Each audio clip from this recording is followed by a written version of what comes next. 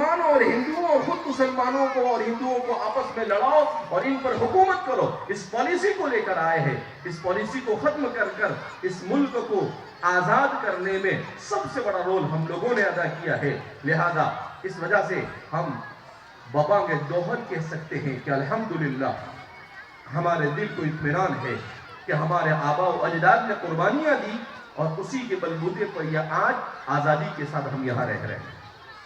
اب کوئی پوچھے ان مدارس نے کیا دیا؟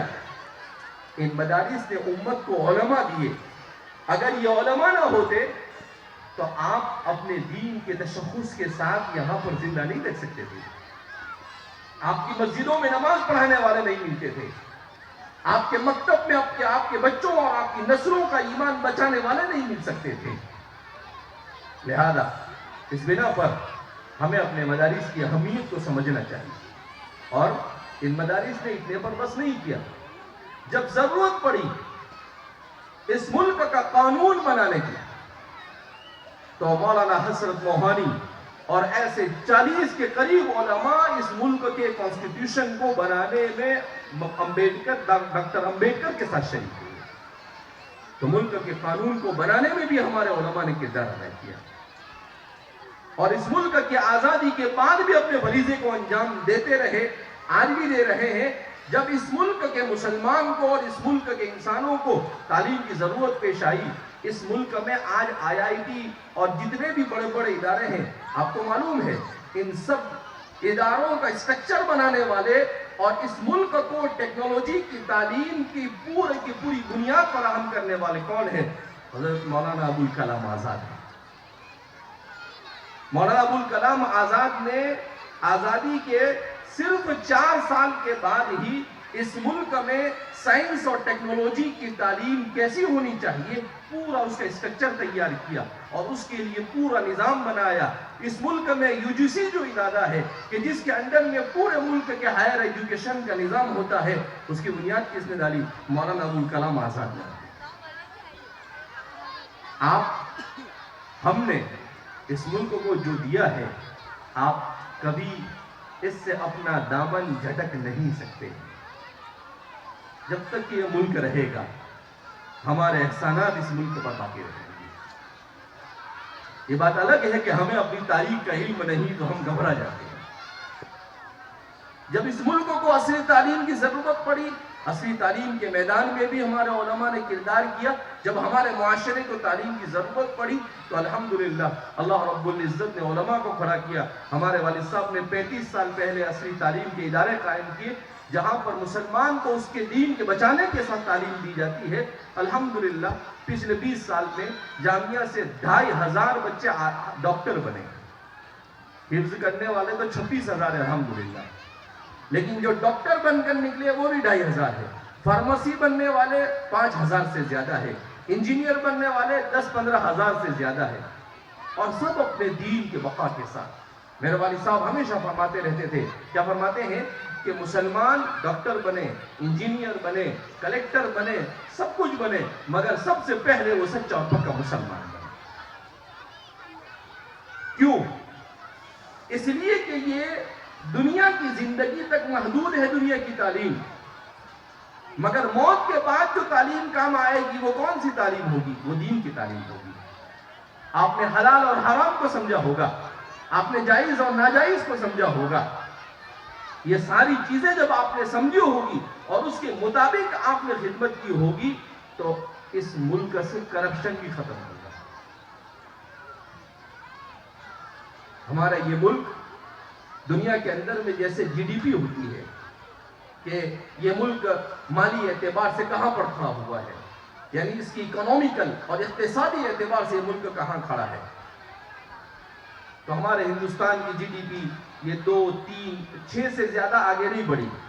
مگر آپ کو سن کر حیرت ہوگی کہ ایک انگریز نے ابھی یورپ کی کسی یونیورسٹی کے اندر میں PhD کیا ہے، اور اس نے لکھا ہے کہ اس ملک میں جب مسلمانوں کی حکومت تھی اس وقت حضرت اورنگزیب رحمۃ اللہ علیہ کے زمانے میں ہندوستان کی GDP یہ 27 تھی، جو آج بھی دنیا کے کسی بھی ترقی یافتہ ملک کی GDP 27 نہیں ہے، یعنی دنیا کا سب سے مالدار ملک مانا جاتا ہے۔ اور جب انگریز اس ملک میں آیا، کون کہتا ہے کہ مسلمانوں نے یہاں کے لوگوں کو تعلیم سے دور رکھا؟ اس تحقیق نے ابھی، اس ریسرچ نے پی ایچ ڈی کی ہے، اس نے لکھا ہے کہ اورنگزیب رحمۃ اللہ علیہ کے زمانے میں اور اس کے بعد اس ملک میں لٹریسی یعنی تعلیم کا تناسب 90% تھا، یعنی 90% لوگ یہاں پر پڑھے لکھے تھے، اور جب انگریز یہاں سے گیا تو اس ملک میں تعلیم کا تناسب صرف 10% رہ گیا تھا۔ تو الحمدللہ اس ملک کو مسلمانوں نے سونے کی چڑیا بنایا، اب تو بیچاری کاغذ کی بھی باقی نہیں رہی۔ لہذا اس بنا پر ہمیں احساس کمتری میں مبتلا ہونے کی ضرورت نہیں، اور اس بات کو بھی ہمیں سمجھنا چاہیے کہ کرنے دھرنے والی ذات کس کی ہے؟ اللہ کی۔ عزت کس کے ہاتھ میں ہے؟ اللہ کے ہاتھ میں۔ سلطنت اور بادشاہت دینا اور چھیننا کس کے ہاتھ میں ہے؟ اللہ کے ہاتھ میں۔ تنزع الملک ممن تشاء، اللہ جس سے چاہتا ہے سلطنت کو چھین لیتا ہے اور جسے چاہتا ہے عطا کر دیتا ہے۔ روزی دینا کس کے ہاتھ میں ہے؟ اللہ کے ہاتھ میں۔ سب کچھ اللہ کے ہاتھ میں۔ ہم بول تو لیتے ہیں زبان سے، مگر ہمارا دل ابھی تک اس پر یقین نہیں کرتا، اسی لیے ہم پیچھے۔ ہمارا ایمان مضبوط ہونا چاہیے، ہمیں اس بات کا یقین ہونا چاہیے کہ جب سب کچھ اللہ کی ذات کرتی ہے تو کیوں ہم اس خالق اور مالک کو راضی کرنے کی کوشش نہیں کرتے؟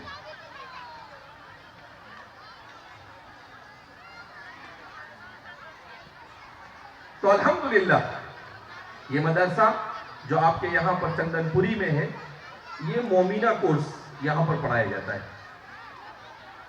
اللہ رب العزت نے ہمارے والد صاحب سے کچھ ایسے کام لیے ہیں جو واقعتاً اس ملک میں اس صدی کی مسلمانوں کی سب سے بڑی ضرورت۔ یہ اس لیے میں نہیں کہہ رہا ہوں کہ میرے والد ہے، یہ اس لیے میں کہہ رہا ہوں کہ حقیقت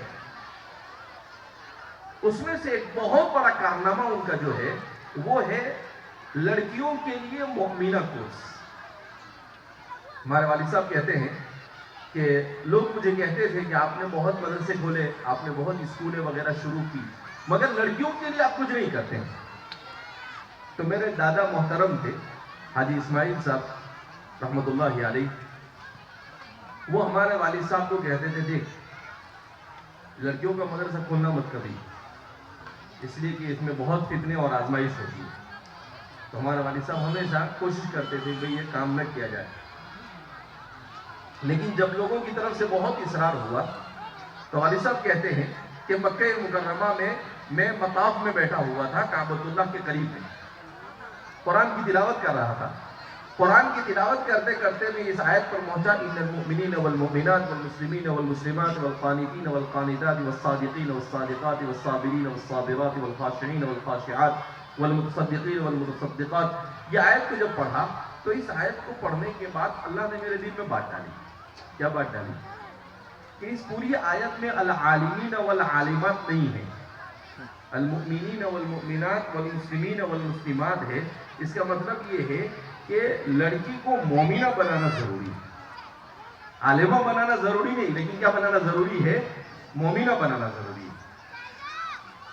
تو پھر اس کے بعد میں نے سوچا اور پھر کہا کہ بڑی بچیوں کو سنبھالنا مشکل ہوتا ہے، لہذا ہم بچپن ہی کے اندر میں لڑکیوں کو 6 سال کی لڑکی ہمارے مدرسے میں آئے، 8 سال یا 9 سال 3 سال کا ایسا کورس بنایا جاوے جس میں وہ دین کی بنیادی تعلیم بھی حاصل کر لے، قرآن کریم کو بھی تجوید سے پڑھ لے، اپنے مسائل بھی جان لے، اور کچھ سلائی وغیرہ کرنا، ڈیزائن کرنا، مہندی وغیرہ کرنا، جو عورتوں کی ضرورت ہے اسے پورا کر لے، کچھ تھوڑی بہت اسکول بھی وہ پڑھ لے، اور اس طریقے سے ایک ایسی ماں وجود میں آئے جو اپنے بچوں کی صحیح ایمانی اور اسلامی تربیت کر سکتی ہے۔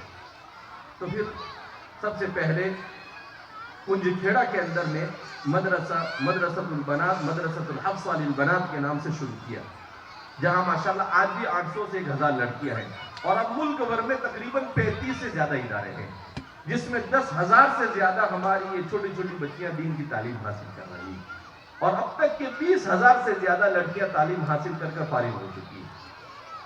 تو اس کا کیا فائدہ ہوا؟ الحمدللہ بہت سارے ایسے دیہات جہاں پر امام اور علماء نہیں رہتے ہیں تو یہ جو بچیاں پڑھ کر جاتی ہیں یہی عورتوں میں اور بچوں میں محنت کر کر مکتب کا کام انجام دے دیتی ہیں. اور کسی بھی معاشرے کے ترقی کی طرف آنے کے لیے ماں کا تعلیم یافتہ ہونا بہت ضروری ہے. نیپولین یہ انگریز فرانس کا بہت بڑا بادشاہ گزرا ہے آج سے 200 سال پہلے. وہ کہتا تھا کہ یورپ کے اندر میں عورتوں میں تعلیم نہیں تھی تو لوگوں میں تعلیم نہیں تھی, تو ہم نے عورتوں کو تعلیم دینا شروع کیا. جب عورتیں تعلیم یافتہ ہوئی, انہوں نے اپنے بچوں کو تعلیم دینا شروع کی, تو ہمارے یہاں پر جو ٹیکنالوجی کا انقلاب آیا اس میں ہم کو بڑی